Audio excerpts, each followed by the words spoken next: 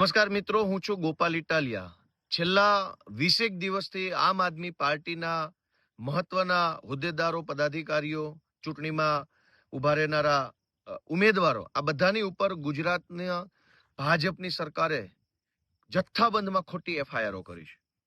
અંદાજે અત્યાર સુધીમાં તો 60 કરતા પણ વધુ એફઆઈઆર 20 દિવસમાં લખાઈ ગઈ. 150 કરતા પણ વધુ માણસોને એરેસ્ટ કરી લીધા છે.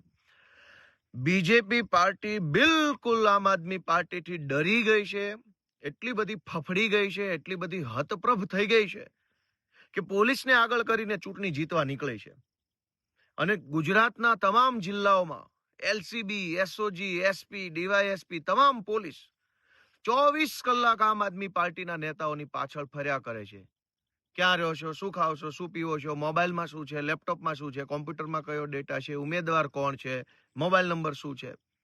આખા ગુજરાતની પોલીસને આમ આદમી પાર્ટી પાછળ ભાજપે લગાવી છે. અને વાતો તો એવી મોટી કરે છે કે વિશ્વની કહેવાતી સૌથી મોટી પાર્ટી છે એટલે જીતવાની છે.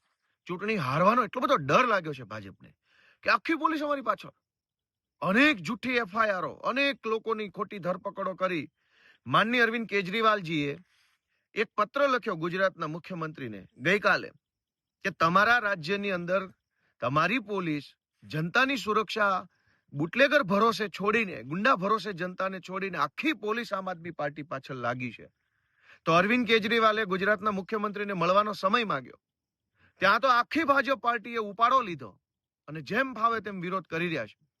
મારી ગુજરાતના મુખ્યમંત્રી સાહેબને અને બધા તમામ ભાજપના લોકોને વિનંતી છે કે એક વખત અરવિંદ કેજરીવાલને મળવાનો સમય આપો, એટલે બેસીને ચર્ચા કરીએ કે કેટલો તમને ડર લાગી ગયો છે ચૂંટણી હારવા માટેનો. ધન્યવાદ.